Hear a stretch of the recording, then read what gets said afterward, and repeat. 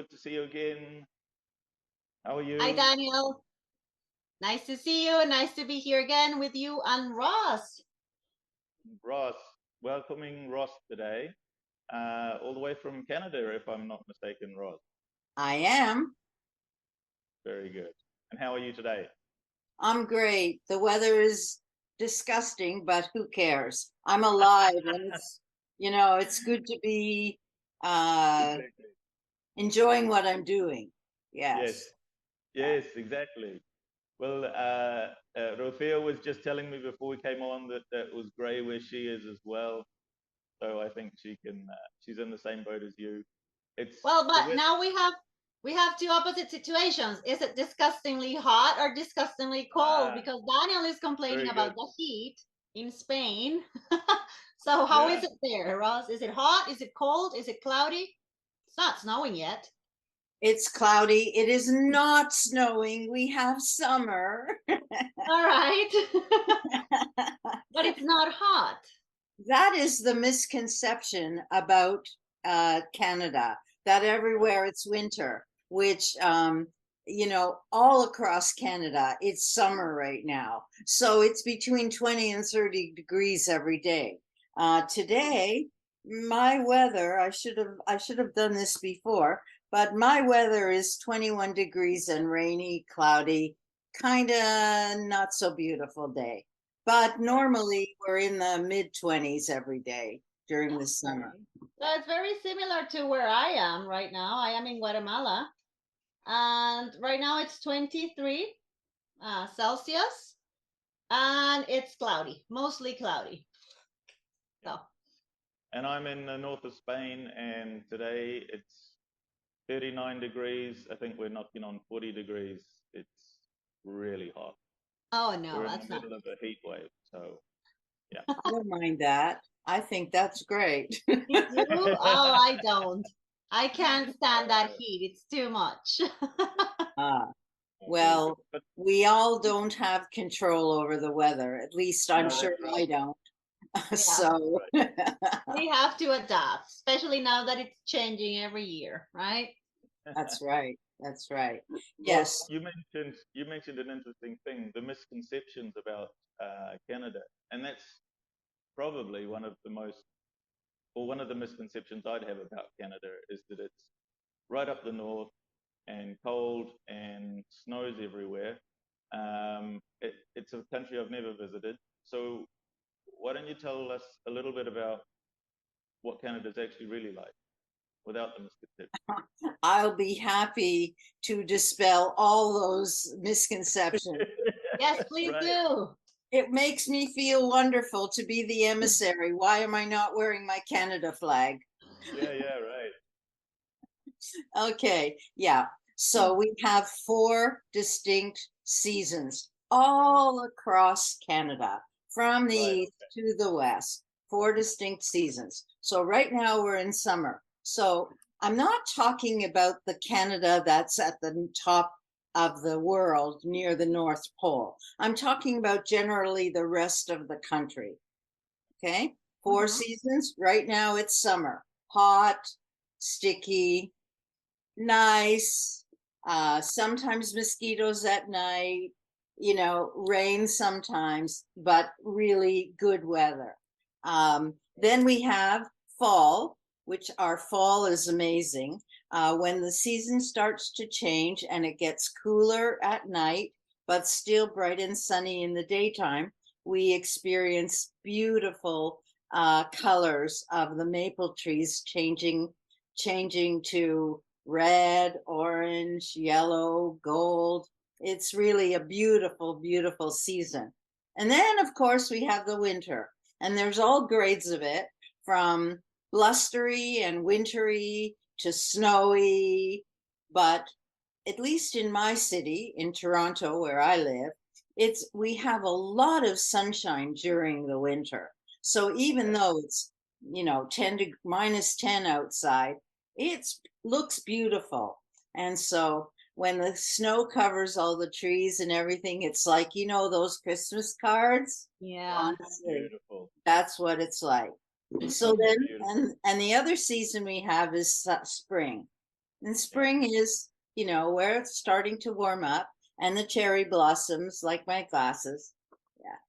Okay, great. That sounds amazing. I always Right. see pictures of the fall, and here in Guatemala we only have two seasons. Well, in most of Central America, well, basically in all Central America, and I guess Mexico too. We only have two seasons, right? And I like fall is something that I can only see in my head when I think about it, when I see pictures. And I've been in places when it's fall, and I love it. I think it's the most beautiful season.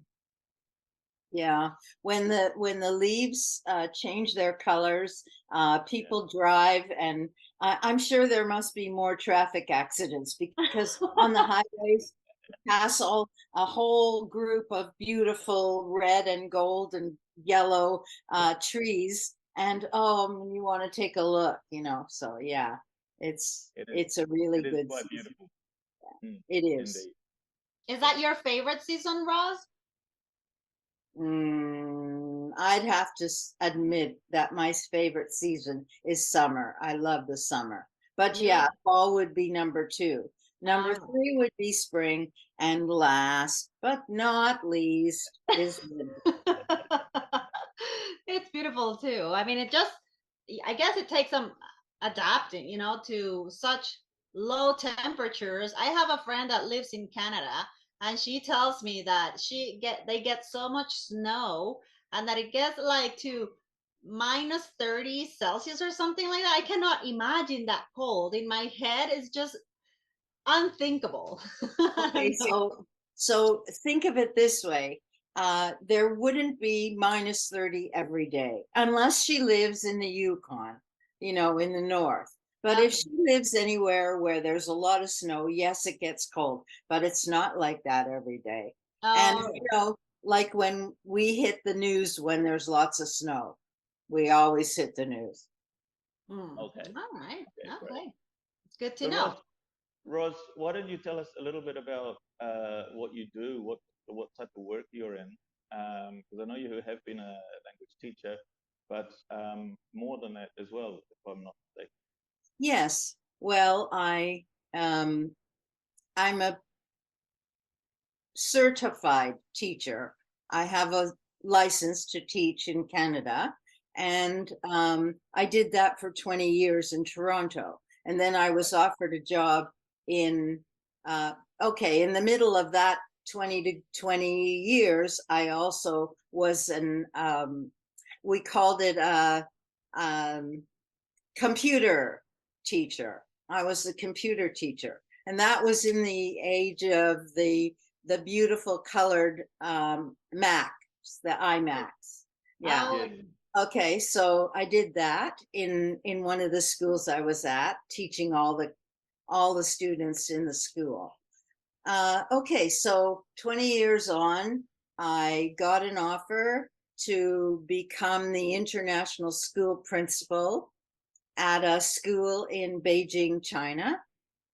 wow. And in 6 weeks, I got the contract for 1 year. I packed up my house, put it in storage, all the belongings, and bought a plane ticket and went to China. 1 year later, the boss and I were still friends, but we didn't kind of really agree on educational philosophy. And I moved on, and I stayed as an international school principal in Beijing for 5 years. And then I moved to another city in China, and I opened up a kindergarten for the owners of a school, and I was there for a couple of years. And then I moved on and went to the south of China, and the city I lived in is quite close to Hong Kong, if you can visualize the map. And that's why I learned to love the warm weather, because it was not hot, but warm all year long.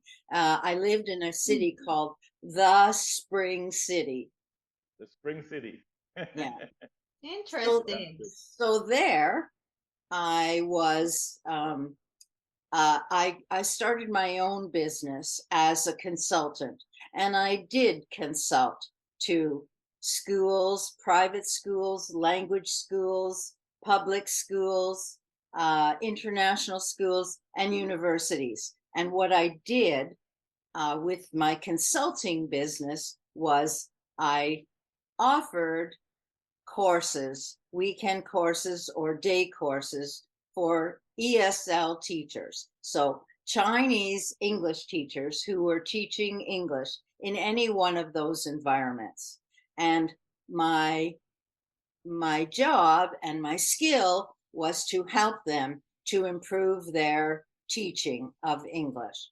So, and that's what I'm doing now because I was forced to repatriate to Toronto. So for the last 3 years, that's what I've been doing, helping teachers to be better teachers. And they come from all over the world, teachers from all over the world, from Spain, from So Guatemala. you're Wow. doing that. So you're doing that as an online business now. Yes. Great. What Yes. a wonderful career. Sounds amazing. Like all the things that you've done. What was your favorite part? Being a principal, being an No. advisor? No? No, no. When you're the principal, you are the monkey in the middle. Okay, it's Yeah. a great job. I did love it, but I was glad to leave it because you are right in the box, right between the owners of the school who need to make money, Yeah. Yes. the parents who are demanding of their little princes and princesses, and the teachers, they need help, Yeah. and the students, so yeah, principalship is a hard job, Yeah. but Middle, it is middle, rewarding. The best That's right. part of my career has been helping the teachers.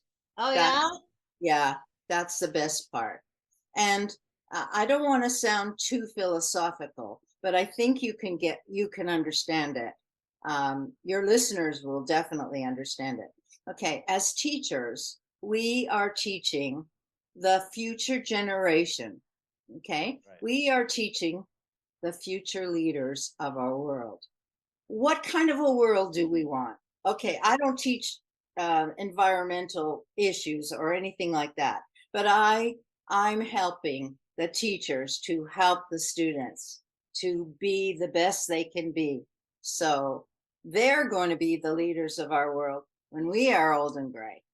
That's fantastic. I totally agree with you. I mean, that's definitely what we need, right? We need children that are raised with awareness, that are educated with values, with emotional intelligence, and that only can come, of course, from home, but mostly from school because that's where children spend most of their day, right? And in the world we live, parents are usually tired, and the kids need their teachers to help them with that. Absolutely. I That's, can't agree more. I love it. I love it very much. But I have a question about the moving. And Oh, God. oh my God, because if you tell me personally, right?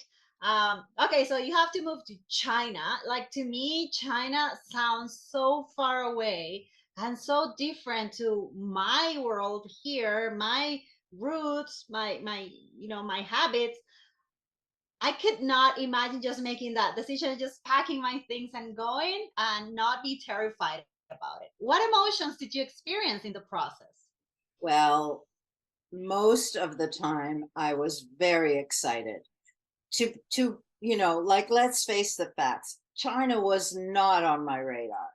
I Mhm. was not thinking about China ever, but it came on my plate and I said, take it or leave it. What am I going to do? My friends were very supportive. My friends all said, you've got to do it. It's something that you might never do again in your life. And honestly, that's how it turned out to be. It turned out to be the wonderful adventure. Not Right. not perfect, definitely, but really, it changed my life. Yes, it changed my life. Wow. All right. Okay. Yeah. Daniel, do you have any questions Yeah. about that? No, I was just thinking that that moment when you make the decision, you like you say, you get it on your plate, this opportunity, and you make that decision to go to China. Um, I like how you said it wasn't perfect. These things often come to us, and we get these beautiful opportunities, and they don't always pan out the way we plan.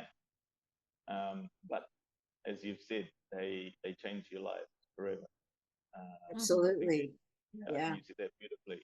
Um, you said you went as the principal of a school, Yes. your first post, and so when you first went, were you planning on staying for a long period of time, or was it a 1 year job or open-ended ticket? What was the plan?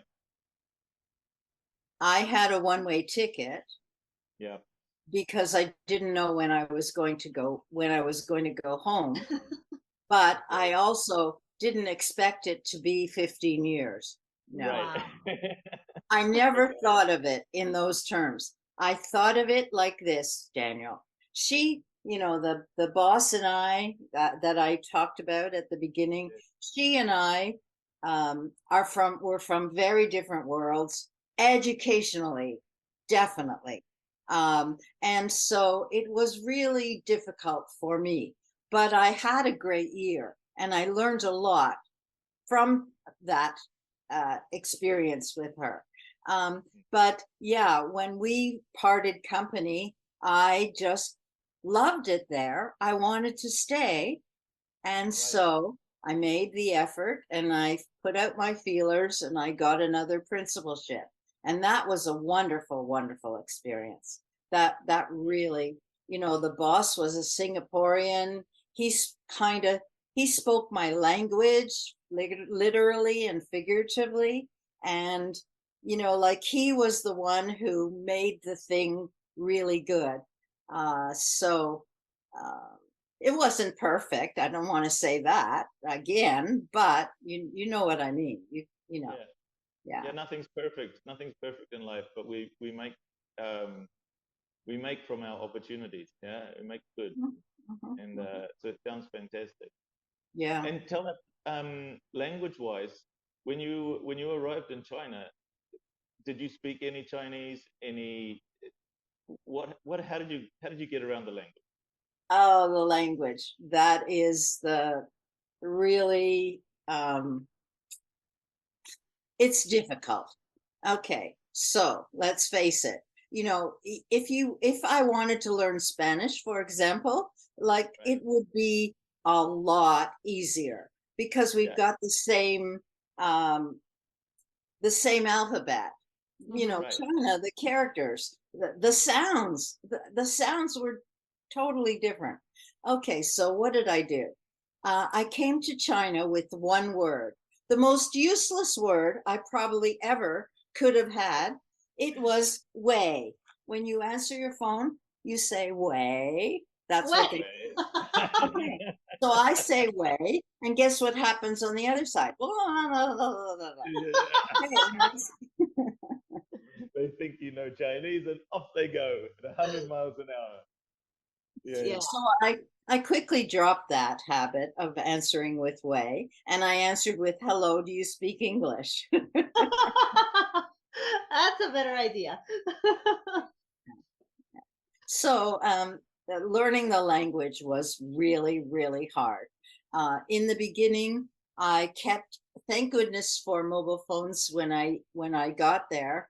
Um, no, it wasn't the mobile phone. It was slips of paper in a little book of all, like directions where to go, written in Chinese, how to say different little phrases that I could never say.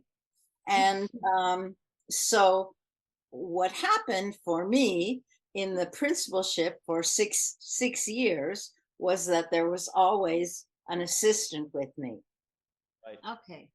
The assistant was my voice, not Right. always saying what I wanted to say, but anyways, that's Yeah. that's That's another another story.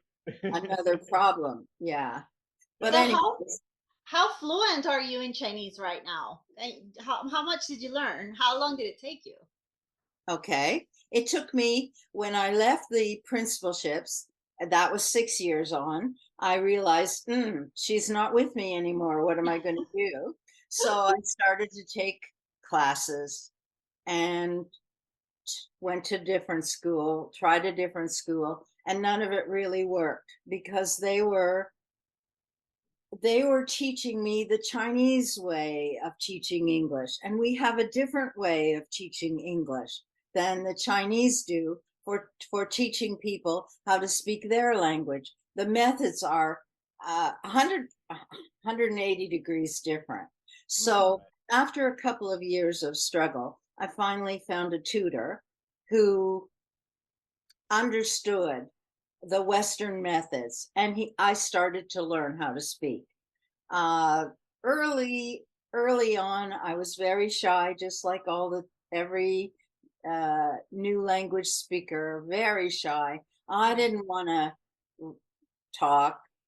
They would think I made a mistake and I was dumb, or they would think that I was not respectful.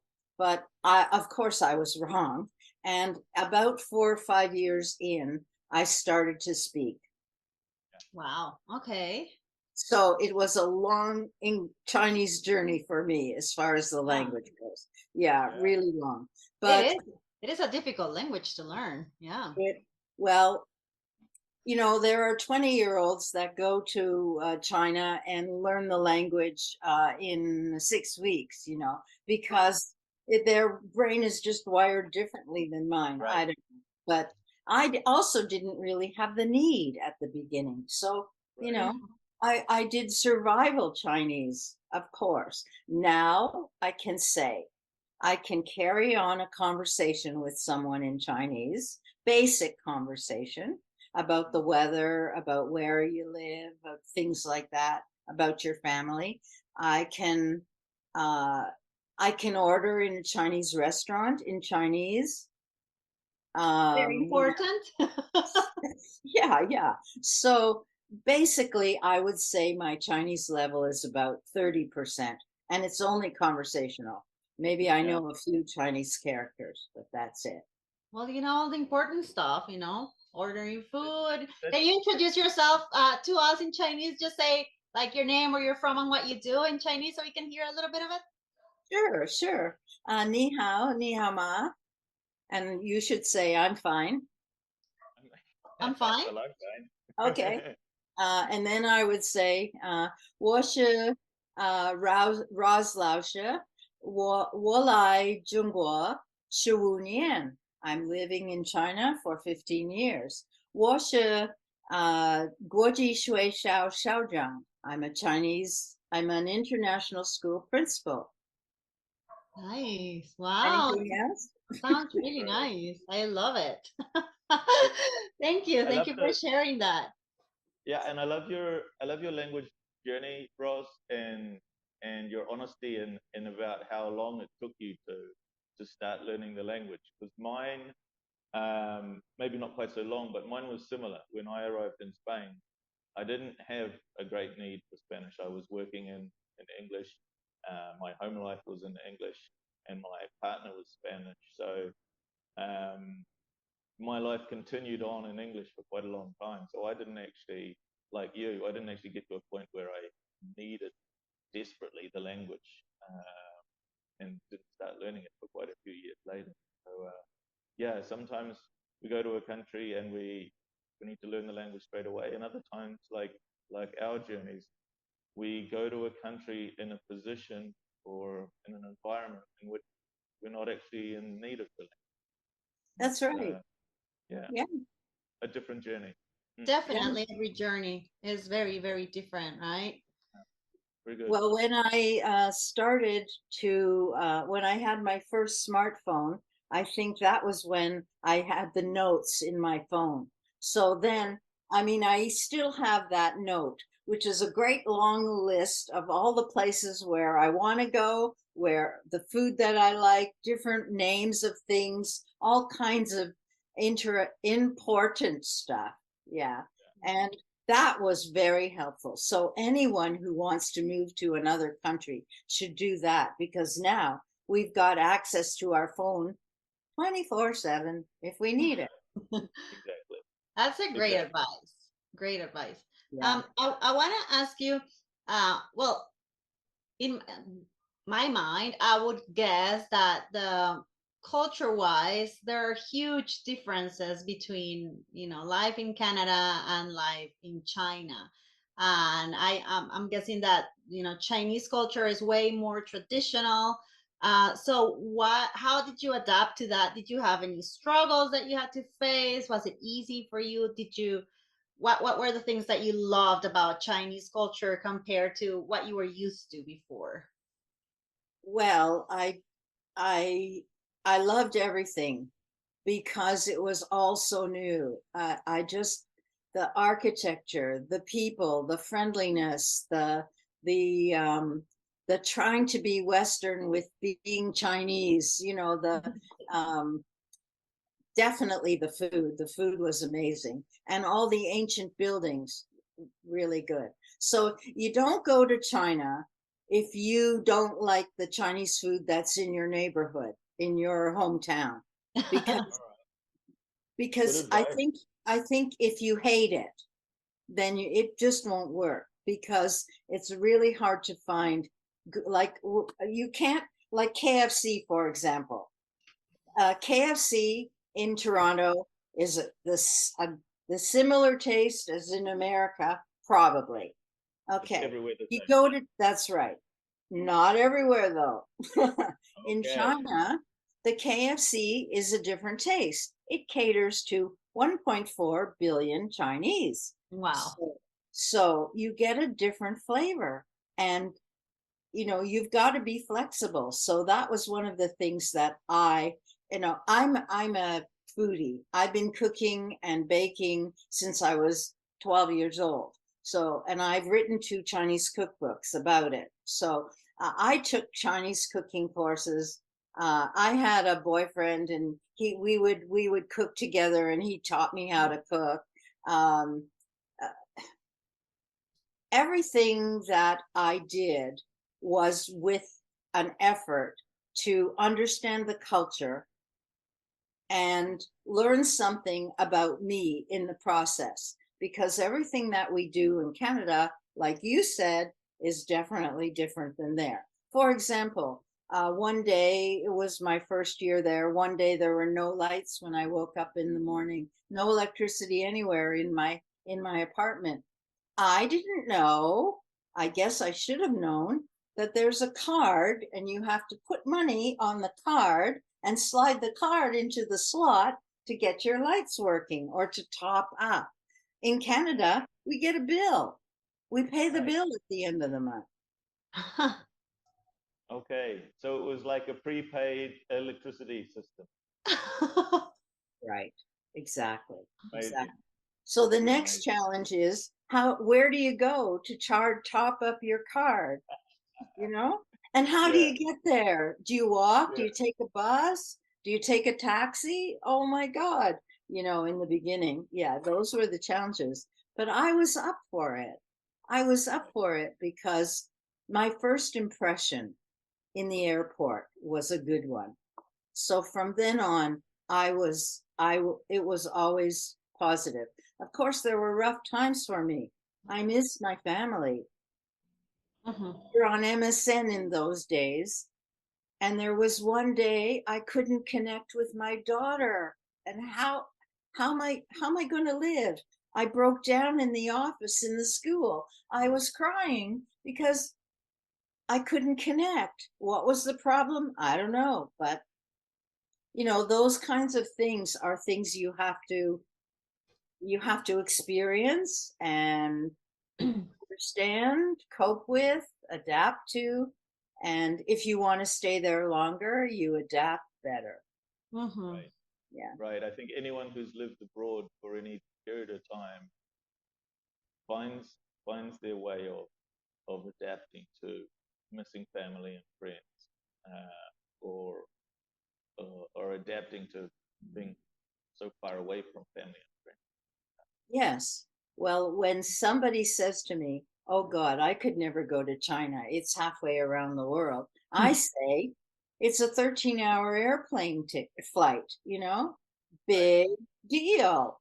Big You deal. go It's on only the airplane, you read your phone, you watch movies, you walk around the plane, you eat dinner, you fall asleep. Like, there's always ways to adapt. So, yeah, Yeah, Mm, it's only a yeah. flight away.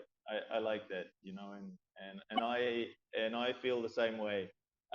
New Zealand's literally the opposite side of the world from where I am now in Spain, and I have to feel the same way. My family is only a flight away. that's right. I can talk to them. I can talk to them any day I like. Now with technology, that's really easy and that's fantastic. And the reality is, it's only a flight away, and I can get to them in sort of 48 hours. But Yes, yes. Well, there are interesting issues and problems with living in China now. And to be honest, I'm glad I'm home.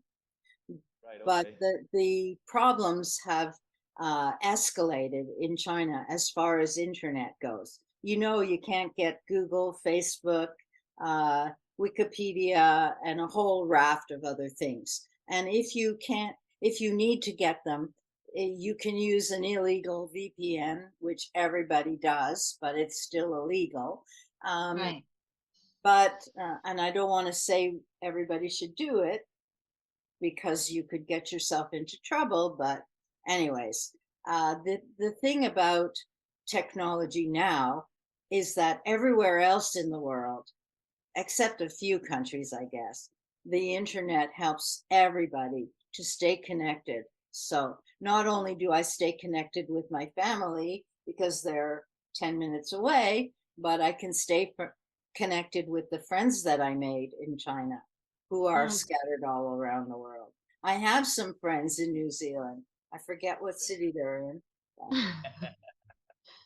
So Ross, how long ago did you move to Canada? I'm sorry, guess I missed that. Okay, yes, I had to repatriate in 2020 when the pandemic blossomed in March. Yeah, I was right, in Phuket, Thailand at the time. I was going to go back to China, but mistake. The I didn't go because I got an email in the airport saying you better come home to Canada because the doors are going to close very quickly, and they did. Yeah. That must have been scary and It and it and it was, confusing. very, like, how do I change my flight? How do I, well, but I did it. Right. Where there's a will, there's a way. I absolutely. love your attitude towards things and difficulties because I it must have been really hard just one day to the other realizing you have to go back to your old life and just everything stops right there. You had your life, you had your things, and then suddenly, well, no, not anymore. Just go back to Canada, and you don't know. Well, the world didn't know what was going to happen. 2020 was a difficult year for the entire planet. We were all scared, we were all confused, and being in the middle of that situation must have been really, really hard. So I admire your positivity. You're absolutely correct. It was really tragic to have to drop everything and come back. Uh, and it's a long story. I'm not going to go into it, but um, I had planned to come back anyways, but it wasn't on the spur of the moment. Turn around and go the opposite direction. Right. But anyways, I'm glad I'm home and everything is okay here. Good. Got a new life. Yeah, That's fantastic. What are the yeah. things? What are some of the things you found most difficult in China, Ross? Most difficult was the environment that is disseminated in the news to the Chinese people about foreigners. I think that's the most disconcerting thing for me. Yeah. Okay. All right. So in terms of political, yeah, okay. In terms of the political news being pushed out to the public of China regarding the rest of the world. Yeah, exactly. Okay. Exactly. And that was that's so disappointing to me because Yeah. I had, more than half of my friends, no, three-quarters of all my friends were Chinese, Mhm. and that felt so bad for me because my friends knew me. We had dinners together, I made parties, we went out, we traveled together, all kinds of things. And you get to know people when you spend that kind of time with people, so they'd have to know I'm not that devil with the horns that I'm painted out to be in the Right. in the In the news. Yeah. media. Yeah. Yeah. Okay.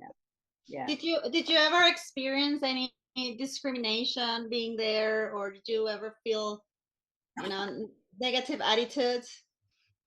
Well, sometimes in my town, which was considered a small town, only 10 million people, only 9 million people, a small town. Yeah, a hick town, we called it. Um, Sometimes I'd get on a bus and, people would, you know, glare, or they would move away from my seat. If I was sitting beside them, they would move away. So Right. I forgive them because maybe they just didn't know if they could speak to me, or I don't know, or maybe they were getting the message from the government. But Yeah. that was one thing that was kind of disappointing. But Yeah. I just kind of let it roll off me because there's no point to worry about it. Yeah, or take it personally, right? It's not Uh, their d- fault. don't take it personally. No, Exactly, that's exactly. right. So, Ross, before we wrap it up, I would like to ask you to share some advice that you would give somebody that is planning to make a big move like you did, like thinking about leaving their country and going all the way around the world or going to a completely different place. What advice would you give them? Well, if that choice of a move is going to change your life in some way or benefit you, don't be afraid. Just go and do it, because we're not babies, we're adults. We know we can handle things. And when we can't handle things, we can ask for advice. I would say that that's the first thing that I would tell somebody. Just go for it. You're offered a job in another country, go for it. Yeah. All Great. right, that's I love it. fantastic.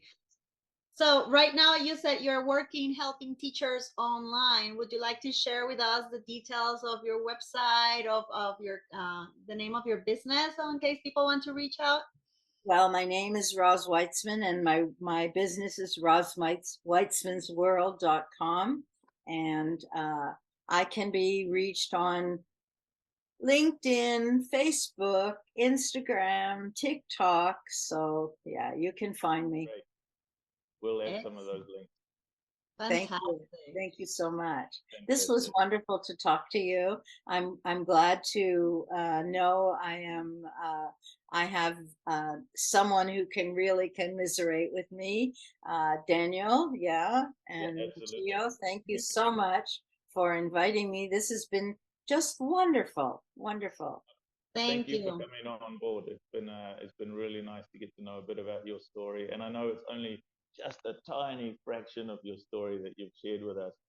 Unfortunately, we don't have so much time, but you've had an amazing adventure, and the adventure continues. It Yes, does. it's been wonderful. I really appreciate it too. I want to say that I admire you. I admire your positivity. You have the most wonderful attitude towards, facing challenges and difficulties, and the way that you're approaching your career and trying to educate children to be better citizens for our future, because they are our future, like you mentioned. So thank you for your labor of love, And thank you for sharing your story with us. Thank you so, pleasure. so much. I really appreciate it. Thanks. Thank you very much, Roz. Bye-bye. All right. Thanks a lot.